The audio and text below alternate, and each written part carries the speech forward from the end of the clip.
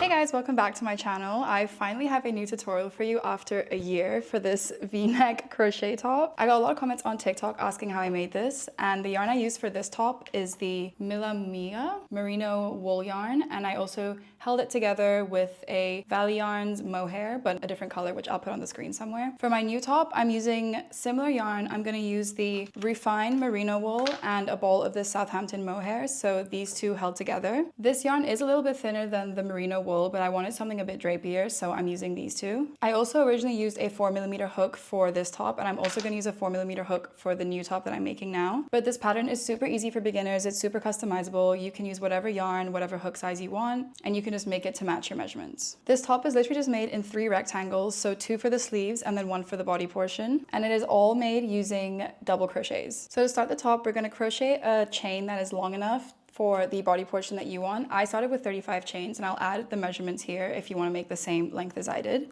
Okay, so to start the top, we're going to start with a chain that is the length we want for our body portion. So for this top, I did 35 chains, but for my new top, I'm going to do 40 because it is a bit thinner, so I'll need more chains to get the same length. I also personally like to start with a foundation double crochet, but you can just do a chain and then double crochet back into it. I do always recommend a foundation chain, but it's completely up to you.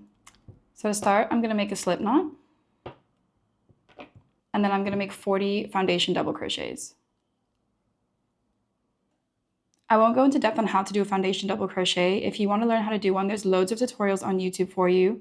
So you can go watch one of those and then come back. It is super easy.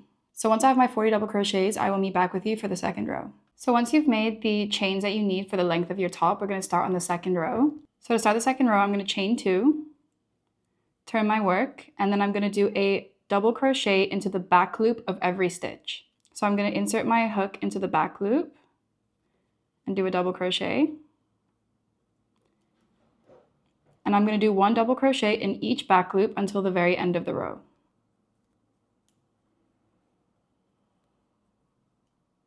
So once I do 1 double crochet in the back loop of each stitch until the end of the row, I will meet back with you to show you how to start the next row. I'm nearly at the end of my second row, so I'm just going to do my last few double crochets. And then once I reach the end, I'm just going to repeat that row again. So I'm going to chain 2 and do a double crochet in the back loop of each stitch.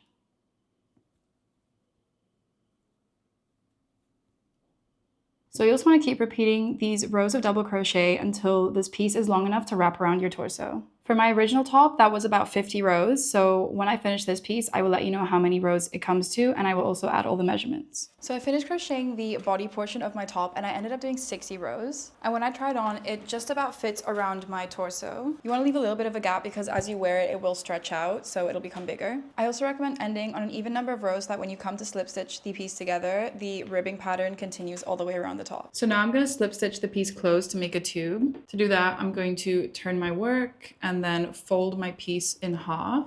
And now I'm just going to slip stitch the pieces together in the back loops of all of these stitches. So I'm going to start by going to the back loop here, and then the first chain from my foundation chain, and making a slip stitch. And then again, I'm going to go through the back loop, and then I'm also going to go through the back loop on the other side here.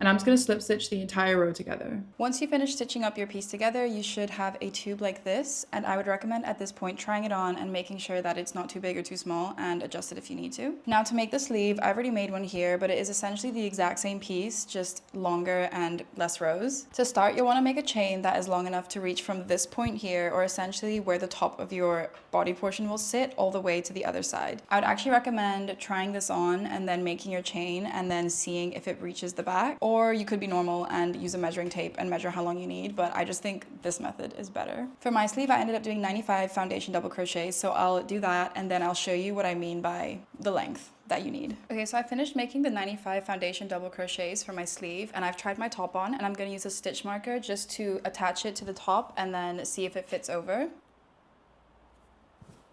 So I've just attached it here, and I'm just going to turn it to the back. It doesn't matter where you use to measure. And then if I pull it over my shoulder, it just about reaches the front of my top. So this is a perfect length for me. Obviously, you make as many as you need to have it reach the same length. And it's the exact same as the body piece. So you're just going to want to do double crochets in the back loop to reach the length that you want for your sleeve. For my sleeve, I did 24 rows. And again, I'll add the measurements for how mine came out if you want to follow the same measurements. And then obviously you'll want to make 2 of these sleeves, and then we can assemble the pieces and finish the top. So I finished crocheting all 3 of my pieces, and I've just laid them out to assemble them. I've got the body portion here with the seam facing outwards because I want all the seams to be on the same side of the top. And I've also used a stitch marker to mark halfway around the top so I know where the middle of the front is. So to sew the sleeves, I'm going to start from this middle bit here and then sew out until the very edge. And then I'm going to fold the sleeve over and then do the same on this side. And then once these 2 bits are sewn together, I'm just going to go ahead and sew this bit closed. I'm just going to use a needle to do this, but you can single crochet the pieces together if you don't have a needle. I would just recommend doing a single crochet or a loose stitch so that when you go to put the top on, it's not too tight. So to stitch up the top, I'm just going to attach some yarn here to where I originally started my piece just so that I have less ends to weave in, but obviously you can just use 2 new strands of yarn.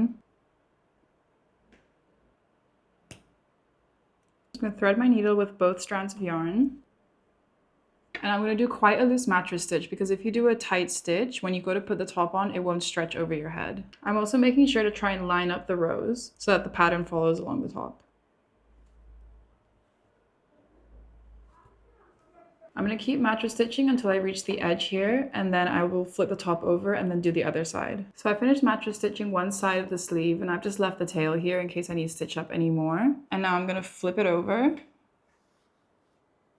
fold over the sleeve, and then repeat the same mattress stitch until I reach where I've sewn up till here. So now I finished stitching up the sleeve on both sides of the top, and now hopefully you have the same kind of length left here to stitch up the sleeve together. So I'm just going to continue mattress stitching down to close up the sleeve and then repeat the same thing on the other side, and then you're pretty much done. So I still have my needle strung, and to finish stitching up the sleeve, I'm just going to turn it over and start mattress stitching along the bottom, again trying to match up the rows.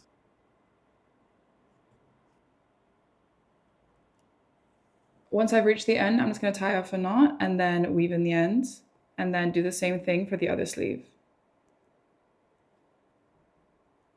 So I finished sewing up all 3 pieces, and I just need to weave in the ends. And finally, to finish the top, I've made a chain. So I just chained 75 for the piece that ties up at the back. I'm just going to flip my top inside out, and then where the seam is, that's going to be the back of my top. I'm going to thread the chain through so that I can tie it at the back. So for the chain, I'm just going to pick a spot like a couple centimeters down from the top, and I'm going to go through one of the stitches.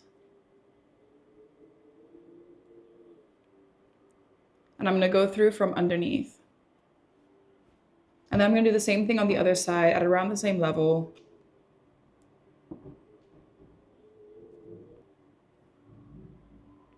And then so later on when you go to tie up your top, you can just tie it up in a bow like this. And that is the top all done. As I mentioned, this is a super great beginner project because it's literally just 3 rectangles sewn together. If you have any questions, please do reach out to me on my Instagram or leave a comment, and I will make a written pattern for this and link it in the description when it's done. If you have any other ideas on what I should crochet next or what I should make a tutorial for, please let me know. Otherwise, have a great time crocheting, and I will see you in the next video. Bye!